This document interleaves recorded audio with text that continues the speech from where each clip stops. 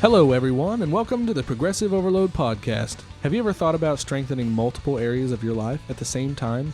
Then you've come to the right place. Our goal is to help you identify ways that you might need a progressive overload to break through those plateaus and keep you growing. Hey, what's up, everybody? Welcome to the Progressive Overload Podcast. I'm Dustin Moore, one of your hosts, joined here by Joe Copeland. What's up? And Adam Lazarus. Hey, everybody. And on today's podcast, we are excited to be with you. We have a subject that has really piqued our interest, and it's been a continuing conversation in our daily talks. We're going to kind of take a look at some buzzwords, some common things that you see in and around the fitness industry, as well as the church, and we're going to kind of redefine what we think about those things. Yeah. Kind of maybe break some misconceptions in some areas, and really just make sure that we know where the facts point to on these subjects. But before we get into that, guys, as for sake of accountability, how you guys doing with our little competition we've got going on? I'm rocking and rolling, man. We had a really busy weekend, had family over, pretty much ate out every single meal for like 3 days maybe.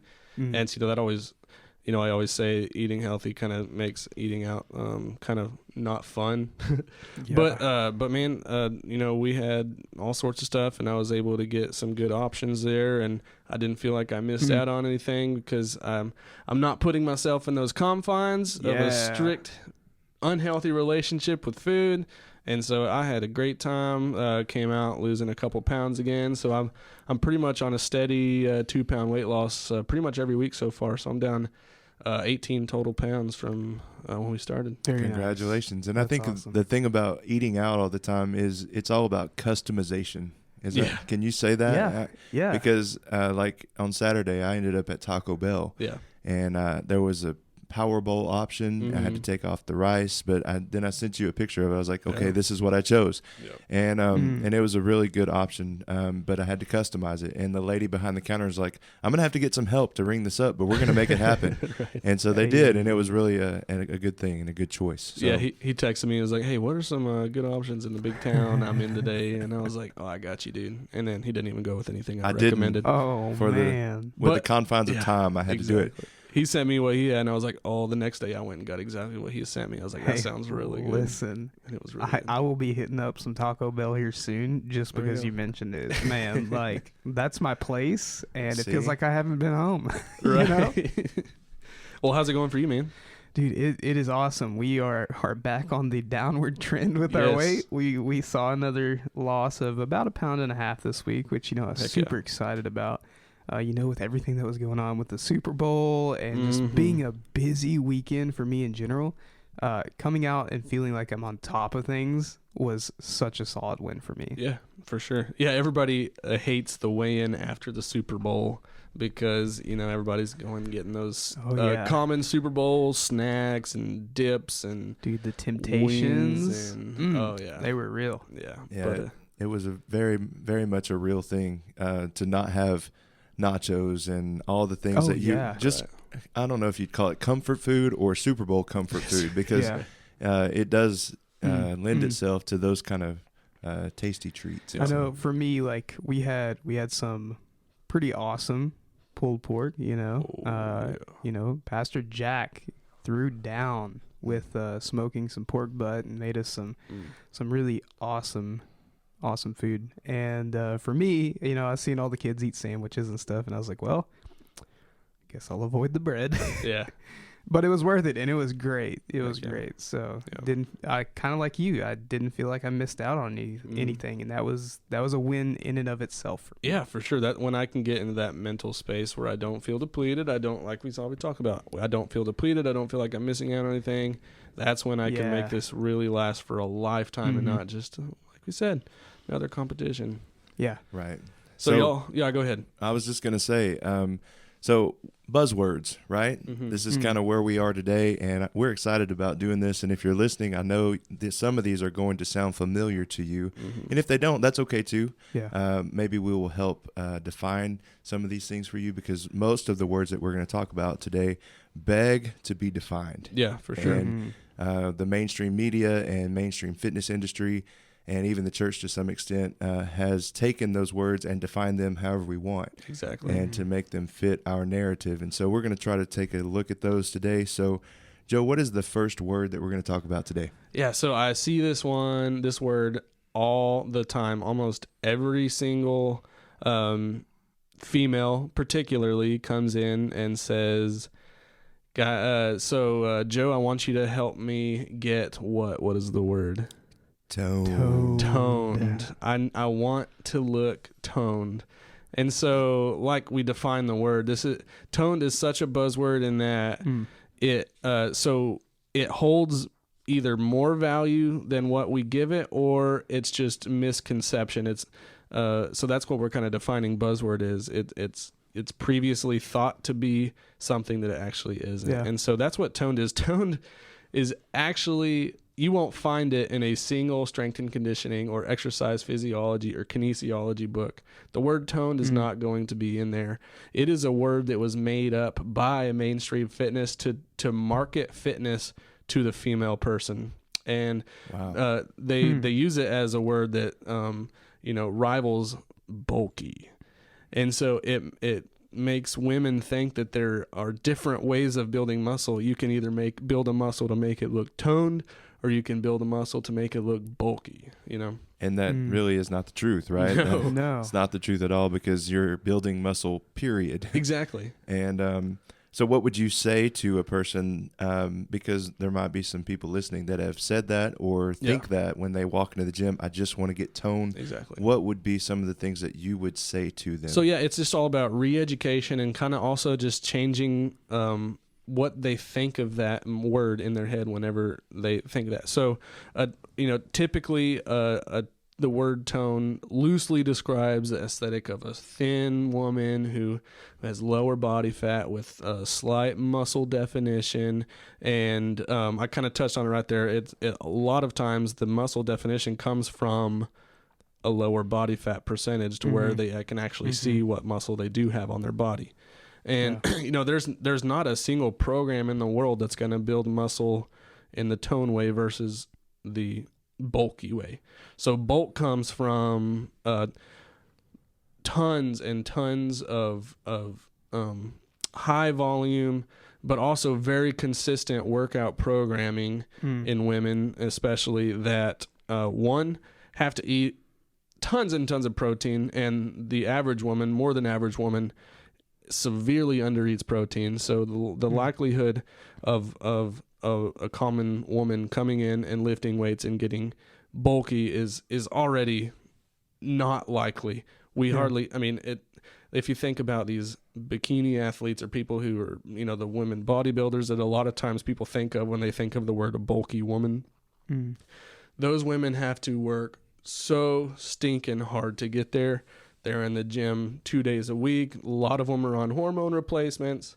And then also, they're on, synthetic testosterone or some sort of performance enhancement thing. And so that's how they get to that bulky figure, Okay, so what about shifting gears for just a second to the men that are listening? Because we have a relationship with that word as well, because we see mainstream media and mainstream fitness industry, and you see guys that we would replace the word tone with defined, wouldn't we? Yeah. And so and so we would take that and replace it. And so what is the relationship that we have with that word as men? Yeah, so like you said, what was the word that you just described? Defined. Yeah, so defined or cut or lean, it all, like I said, it goes down to the body fat that you have on your body, and is that muscle that you do have visible. And so, men struggle with this concept also.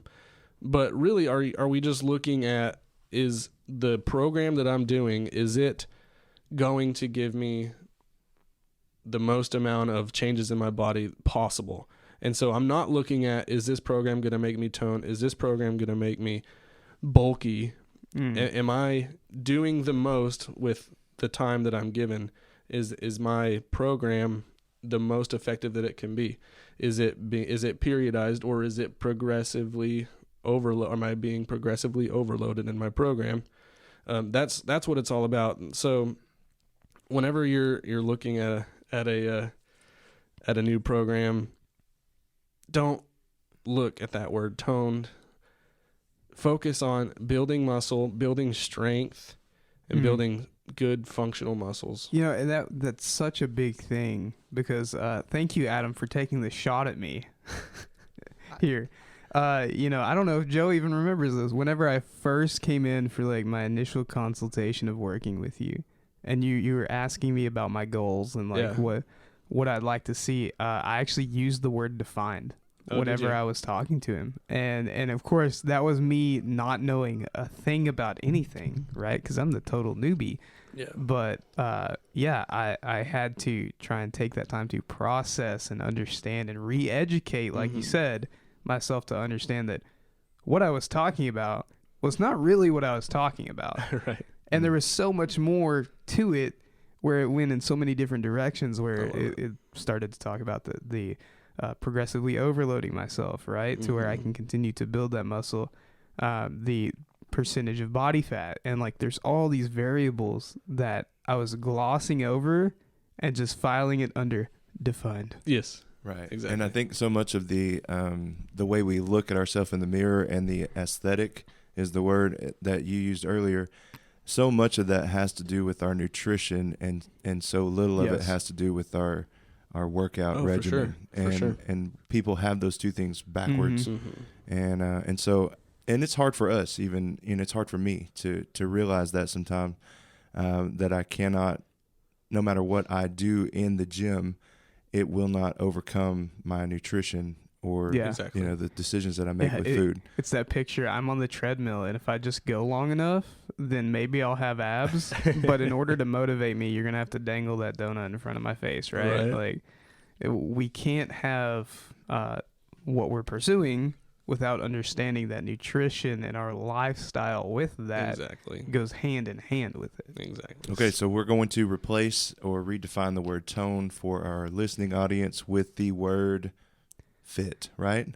I guess we're looking for overall fitness. We're not looking for a word that makes you feel better. Yeah. I guess that would be all right. Build muscle. Yeah. Just build muscle, period. Yeah. All right. So now. Yeah, speaking of nutrition, that's kind of the next one that we were talking about. And we're talking about all of the food label buzzwords that we see. So just think about going. So for instance, the first one that came to my mind that my family, my wife falls to, and I have to call her out on it sometimes. Sometimes I do too, so hopefully I don't get in trouble for calling it out. But we're walking down the chip aisle, so we pass the Doritos, we pass the Funyuns, we pass the Cheetos. Ooh, here's some healthy looking chips. They say Simply on them. Then they're in this pastel type color. They're not these bright colors. I bet those are healthier than those other ones. And so we pick out these ones that say the word simple, or all natural, or no sugar added, or made with real fruit, whole grains, heart healthy. And so there's all these different words that have nothing to do with what's in the package, but they make our mind think this is healthy. This is a better option. That's what I should pick. What about veggie straws? That has the word veggie in it. Does that count? I don't know. Maybe should it count? That's a better question. It shouldn't. It shan't. Shouldn't. Shall not. Shall not. Yeah, and I would love to see what percentage of those veggie straws have any sort of vegetable besides the coloring. It's so funny listening to that list that you gave out just now. Two of them stuck out with me specifically: the made with real fruit and the whole grain, because I know for a fact that I can say guilty. That's been me. I remember being a kid and talking with my mom. I was like, man, I really want to lose weight, and she was like, well, maybe if we substitute white bread with whole grain or wheat, maybe that'll do the trick. Right. And I was like, okay, I'm gonna make that switch, but I'm still gonna eat the same loaf of bread all by myself. Exactly. And there is a difference between wheat bread and white bread, but you have to look for the wheat bread that has 100% whole grain in it, and a lot of times, especially the kind of the lower end cheaper wheat breads are usually they're still with, made with enriched flour and stuff like that. And either way, you can still overdo it with those things too. Yeah, it's such a trap that you fall into in and of itself. Just because it's better of me, I can have it, but then I hit that point of, but I can have more. Exactly. And that's where we fail. I'm gonna make 3 grilled cheeses out of this whole grain heart healthy bread. Yeah. So when it says no sugar added, does there usually come a substitute with that for the sugar? A lot of times. Or some kind of a sweetener? There's always going to be some sort of sweetener in there, whether it's, some of your artificial sweeteners, or sweet, or high fructose corn syrup or something like that. And so there's so many tricks that they can play. Superfood is another one. The acai berry. I've heard so many fun pronunciations of that word. Mm-hmm. I have a rule about that. If I can't spell it, I usually don't eat it. Right. So you know what I can spell? Corn. Pizza. Yep, there was our challenge. We had to bring pizza up in every episode. That's our rule. That's right. Find the reference. Okay, so what about the superfood of an avocado? Because that is the one that I know right off the top of my head that people say that is a superfood. And so avocados and oatmeal are the two that come to my mind. What about those two things? Well, there is no scientific definition for a superfood. It's usually once again the nutrition marketing whoever's in charge of that they're just always coming up with these terms to me. Like if you look at the ingredients or what makes up a blueberry, it's the same exact thing as the acai berry, but that acai berry seems exotic and it seems foreign enough that it's marketable. Exactly. It's got to help. Yeah. And same, egg is just, that's probably the real superfood is an egg. Like it's one of the most well balanced, so nutritious for you, especially the whole egg. Eat the yolk. Yeah. And so sweet. I have Joe's permission. Yes. Yeah. So I love it. Any other ones stick out to you? What about heart healthy? Hit us with that one. Yeah. So that one usually comes from the FDA in efforts to promote the fight against heart disease. Okay. The number one killer in the U.S., heart healthy. And it usually just means it's low in fat usually, or kind of, whole grain type thing. And it's really, there's no rule. Anybody can stick it on anything they want. There's not a test that they do in the lab to see if this is heart healthy or not. It's sure. Yeah. And one more. Okay, because this is one that is completely foreign to me, and so I am sitting here as a student ready to learn. Oh, gosh. Non-GMO. Yeah. What is that about? So a GMO, genetically modified organism, and so it means that there are no genetically modified objects in them, or organisms in the food that is given. And so there is some merit in eating foods that don't have GMOs in them, but it's also overplayed, and it's also people put too much importance in it. Yeah, they will focus on they will eat a food that has worse macros and less healthy for you, that has no GMOs in it, and they'll choose that over a very healthy apple that has GMOs in it or something like that. You know what I'm saying? And so people just make it more important than it actually is. It carries so much more weight than it really should. Is that kind of like taking, going down the vegetable aisle and you see and we're switching to kind of non-GMO to all natural, like all natural spinach. Okay. That is something or organic. Organic. That's a good word. Another word that gets thrown around a lot. But then I see, if I'm on a budget and I see organic everything, and then I see the regular version of everything that's not organic, for me, I'm going to go with the one that fits my budget. Absolutely. And I don't feel like I'm getting cheated because it's just not organic. Yeah. Just because it doesn't have that label attached to it.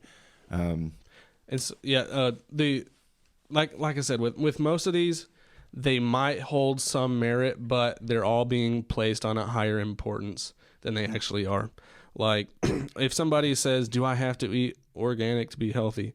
No, you don't have to go eat all organic. If you have the budget to, and if you have the desire and you feel morally that you should be eating organic food, go for it. There's nothing wrong with that. But that doesn't mean that the person that grabs the unorganic apple is going to go die of something that's in there that's genetically modified. Yeah. Right.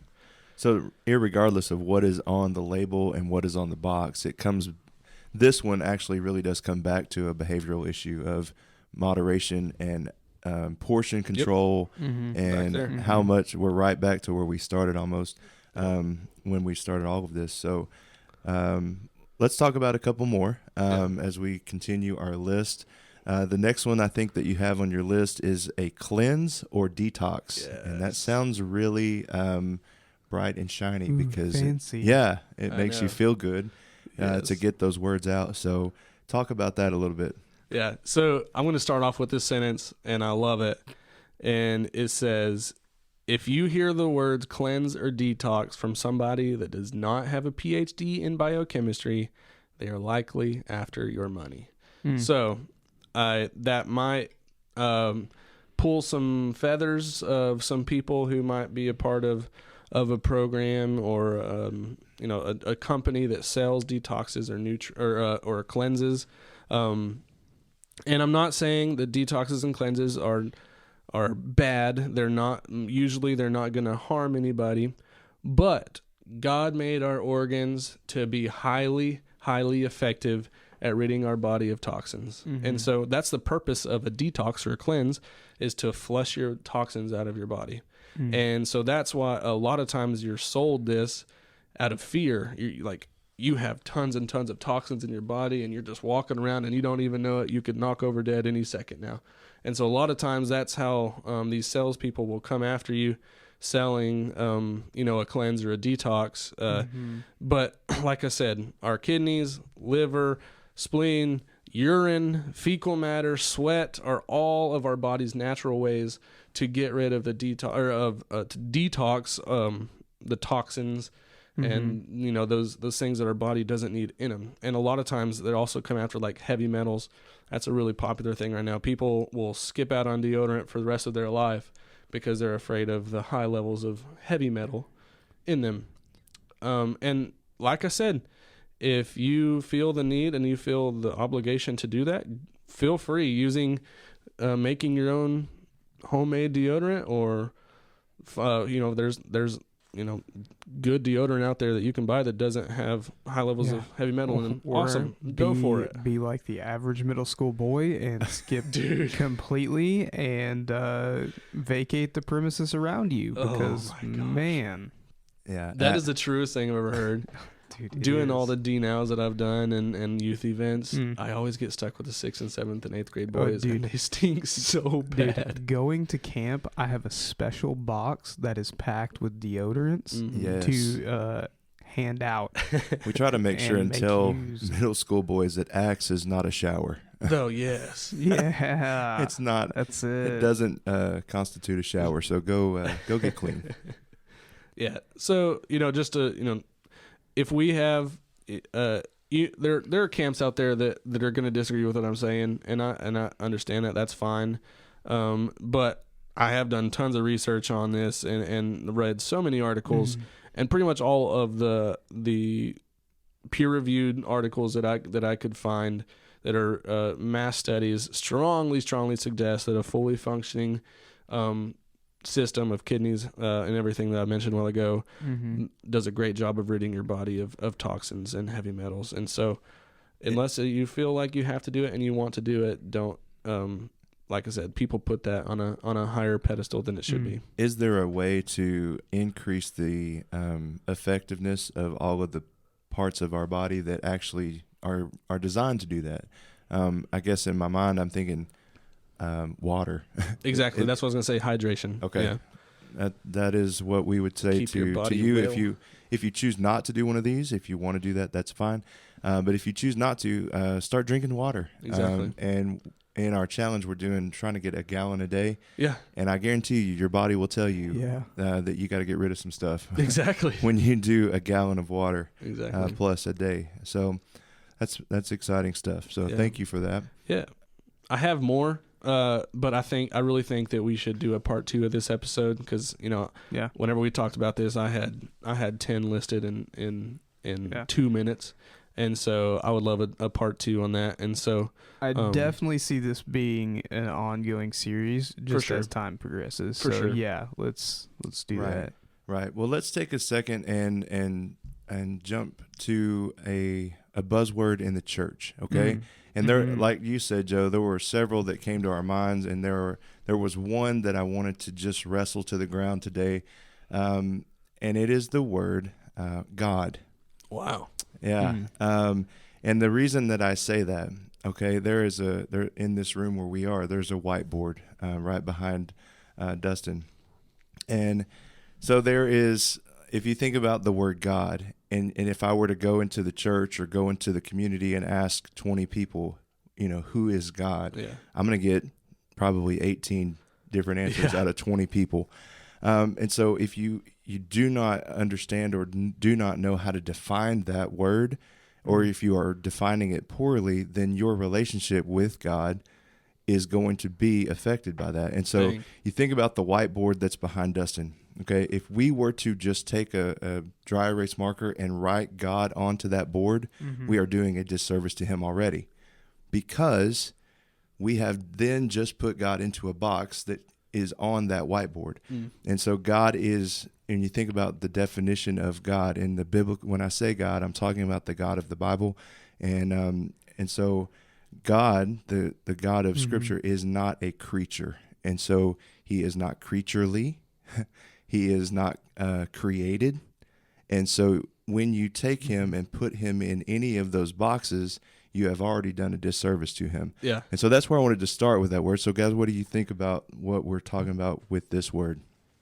Yeah, whenever you told me this is what you wanted to talk about, I was like, oh man, I can't wait to dig into that, because like I don't even know where to start with that. And so I'm excited to hear where you go. And putting him inside those lines, you're right. That's an automatic disservice, is putting him in a box. Yeah, that's such a good point. That's such a solid point to make. And I think in common culture today, just like you said, if we were to go around and ask 20 different people, who is God? Can you define or tell me who God is? And there are some people who will give us vastly different answers, and there's some people that won't be able to answer at all. Right. And I think that there is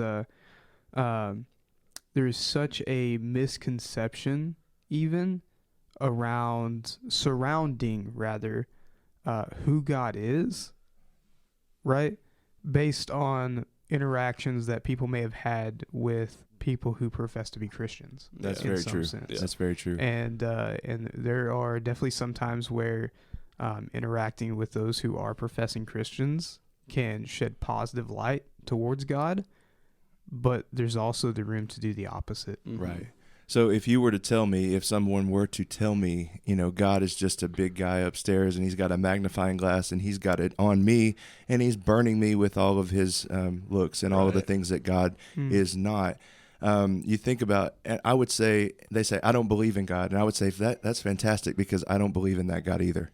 Right. And so I really like to take those kind of people and those kind of moments and try to help educate them about the God of the Bible. Yeah. And so when we think about that, God is I'm going to use a theological word here, triune. Okay. So there's 3 sections to this person. There's God the Father, God the Son, and God the Holy Spirit. All right.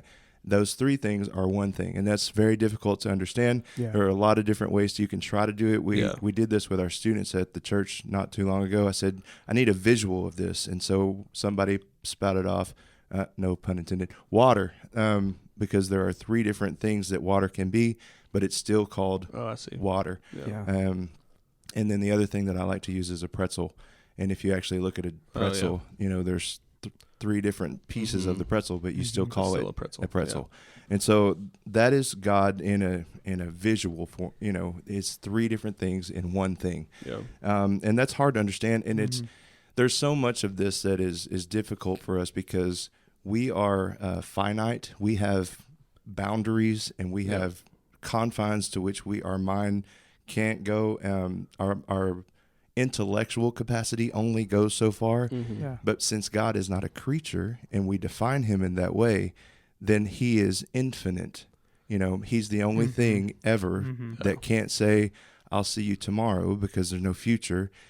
He can't say, I saw you yesterday, because it doesn't have a past. He can only say, I see you now, because he is. Wow. And so that's kind of it's very hard to wrap our minds around. It is. An infinite God with finite brain, with our finite brains. Mm-hmm. So let me try to use a little bit of scripture to help. I'm going to go to the book of Romans chapter 1.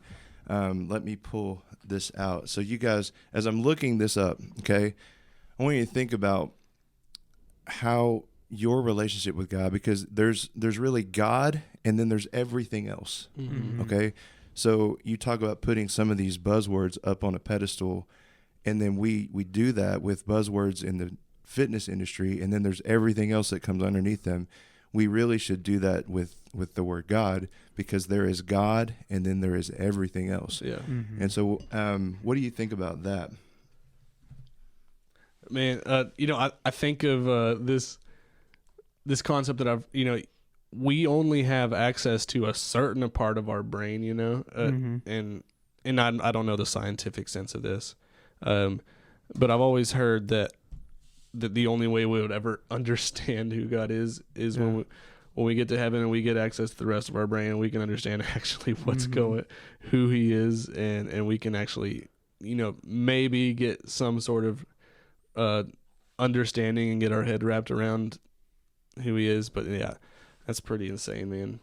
All right. So it really is hard to think about. So if you're still listening, I want you to just hang with me, because I'm going to read a couple of verses of scripture, because you think about when you start to think about God and his infinite capacity, you think about him being all-knowing, all-powerful, and all-present. Mm-hmm. But then you start to think about the characteristics of God. You think about him being love, okay? And that's that's part of his nature. Yeah. But then there's also what we don't want to talk about in his wrath. Yeah, his holiness, his justice, him being set apart. So those are some of the things that we do not want to talk about, because most people will tell you God is love, and that's true, but then that's incomplete. Yeah. And so I want you to look at Romans chapter 1, starting in verse 20. It says this: For since the creation of the world, his invisible attributes, his eternal power and divine nature, have been clearly seen, being understood through what has been made, so that they are without excuse. For even though they knew God, they did not honor him as God or give thanks, but they became futile in their speculations, and their foolish heart was darkened. Professing to be wise, they became fools, and exchanged the glory of an incorruptible God for an image in the form of corruptible man, and of birds and four-footed animals and crawling creatures. So there's a word in there that really helps us understand how we get to this point where we have redefined who God is. It is the word exchanged. And so you think about taking what we think we know and exchanging it for the lie that we want to know. And we do this in the fitness industry, with these buzzwords. We want to exchange what we do know, or what the truth of the matter is, for the buzzword. Yeah. And so we completely have exchanged that. And once that exchange begins, then I want you guys to remember back maybe to your childhood. What was your first experience with Jack in the Box? Not the restaurant, okay? The actual toy. Double cheeseburger. No, not the restaurant. The actual fear. My inner fat kid jumped with joy. Jack in the Box. Fear. The startled. The jump scare. Okay, why? You didn't expect it. Yeah, that's good. The timing. Yeah. Okay, here's what I want you to really dig into. When you got a Jack in the Box toy, okay, not from the restaurant, the actual toy with the clown inside that pops out, that was your first experience with having control of what you wanted. Okay. Because you could then take the Jack in the Box and shove him back down in the box, and then you got to decide whether he came out or did not. Ah, I see. Yeah. And so that was your first experience as a young child with I have control of the situation. Yeah. And so as you think about that, when we exchange the truth of God for a lie, or exchange the truth of who God is for the lie of what we want God to be, we have created our own jack-in-the-box moment. And we have shoved God into a box that we can control. Yep. And then we get him out when we want to. And I feel like that is so much, and it's so pervasive in our culture, and where we are as a nation, and where we are as a group of people, even as a body of believers in the church. It has become so pervasive that we want to take God and shove him into a box that we can control. Yeah, you know, I love the analogy of as if we're treating God like he's renting a space, right, in our house. And so we say, okay, you can have this one room and it's yours. Do what you want with it. Anything that's out here is mine. Right. Yeah. And we limit, and we, like you said, we put him in the box, and we decide, and we try to take control, or we like the perception that we have control. Right. But we're missing so much about the truth of the situation. Right. Because even in the garden, okay, we'll go back to Genesis chapter 3. Whenever what happened in that moment was they exchanged the truth of God for a lie, and it came from the serpent. Yep. And the exchange was on from that point on, and we see the consequences of that from then to now. Yeah. And what happens is we get so caught up in the lie that we want to believe that we cannot, or it's very difficult for us to go back to the truth. And so we have to always go back to who God is. We have to go back to the truth of who God is, the fact that he is loving, yes. He is also righteous. He is holy. He is just. And all of those things matter in the equation of our definition of who God is. So I don't want to go too much further, but I can take this to another verse of Scripture, Romans chapter 12, as we think about the exchange that occurs. You look at Romans chapter 12, verse 1, and this is something that you kind of see you can relate this to our fitness, the fitness industry, and to our bodies. It says, "Therefore I urge you, brethren, by the mercies of God, to present your bodies a living and holy sacrifice, acceptable to God, which is your spiritual service of worship." And so you think about presenting our bodies. In order for us to do that and do it well, then we have to go back to the definition of who God is. Yeah. And so I just thought we would, go there because I thought it was an easy transition to make back to our fitness world. I love it. This, I know this is a deep conversation, but this brought up this meme that I saw in my head, and or that I saw on Facebook or wherever, and it was so I follow this Christian meme page, and they put out content that's hilarious. And it's this worship leader, and he says, "Let's sing out loud today, and invite God into our presence," or something like that. And then below it, it's a picture of like that Karen lady looking like this, and it says that it's God, and he's like, God literally being omnipresent. And that's so fun. Yeah. And so that made me think about that. He is everywhere. So. That's what I thought was funny. He is, and I think one of the things that we forget is, if you go back to my statement of there is God and then there's everything else, what we determine about how we define God will determine everything else in our life. Yeah. And so in the garden, when we're talking about Adam and Eve, they exchange the truth of God for a lie, but then what happens is they also put something in competition with God. And God said, in his justice and in his wrath, he said, that's not acceptable. Yeah. And so you think about anything else, there's God and there's everything else. When we take one of those everything else's and put it into competition with God, then we instantly have a problem. Exactly. And so it becomes that way with our spiritual lives. It can become that way with our fitness and the way we have a relationship with food. Yeah. You take one of those things and put it in competition with the truth of what your body is telling you, then you have a problem. Yeah. And so it really does matter how we define these words. The concept of the God of wrath and the God of justice are commonly ignored, wouldn't you say?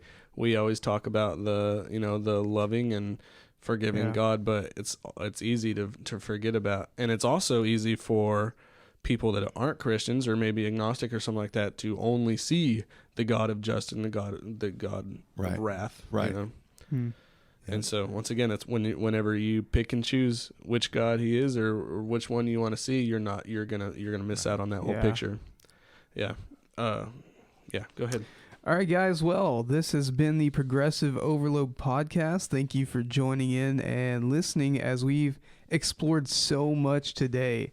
And we've looked at some buzzwords, some things that are pretty common, right? Mm-hmm. That are commonly talked about in both the church and the fitness industry. And just took a little bit of time to discuss and redefine the facts about these things. We hope you've enjoyed this. Like we said, there will be a part 2, a part 3. This will be an ongoing series that we hope to bring back to the Progressive Overload podcast. If you would like to follow along with our journeys and our week to week and everything that is going on in our personal lives, not everything, but most things, some things, then please follow us on social media. Connect with us. Like we've said time and time again, we want to build a community and we want you to be a part of it. We want to be able to hold each other accountable as we continue to progressively overload our lives, both in the gym and in our faith. That's right. Well said. Connect with us on Instagram. Connect with us on Facebook. Listen along and share our podcast on all 3 platforms: Spotify, Apple Podcasts, and Google Podcasts. And anything else, guys? Yeah, not really. I was just gonna say keep sharing our content on our socials, liking it, tagging friends. Just help us really grow. Yeah. If you're listening this far, hopefully you will keep on listening and want to see us grow. And we need y'all's help out there to just continue to reach more and more people. And like I said, we have a message that we want to be heard. And so your interaction means the world to us, but it also helps us get this podcast out there to more people. For sure. So we absolutely appreciate everything that you guys do. So as just a quick recap, remember everything that we talked about and redefined. What tone means. Remember to watch out for the tricks that are behind those labels on the food in the supermarket. Remember, there is cleanse and detox, which is a very deep subject, right? And one that commonly, like many of these, have been developed for the purpose of marketing. And then remember, as we talk about God, which can seem like a weird thing to redefine, right? But it's not especially really, to define it as a buzzword. Yeah. I was like, that's a sin to say that God is a buzzword. Yeah. But remember, as we talk about God, we can't pick and choose. We have to realize the totality, the truth behind who God is, right? So many people skip out by prioritizing that loving, caring nature and miss out on that judgment and wrath, but vice versa as well. And so as you engage with fellow believers and with non-believers, remember, there is a big picture of who God is, and we can't pin him down into a shoebox, put him back in the Jack in the Box. There you go. And make him fit the definition that we want him to fit. Yeah, because he simply is. That's right. He is. All right. So thank you guys so much. We do appreciate all of your listening, and we want to make sure and get the word out. So continue to share, and we will see you next time. I'm going to go get a burger. Thanks for listening to the Progressive Overload podcast. We're honored to be a small part of your day. If you have any questions, comments, concerns, or are interested in sponsoring our efforts, please feel free to reach out via email. Find us at progressiveoverloadpod@gmail.com. Don't forget to subscribe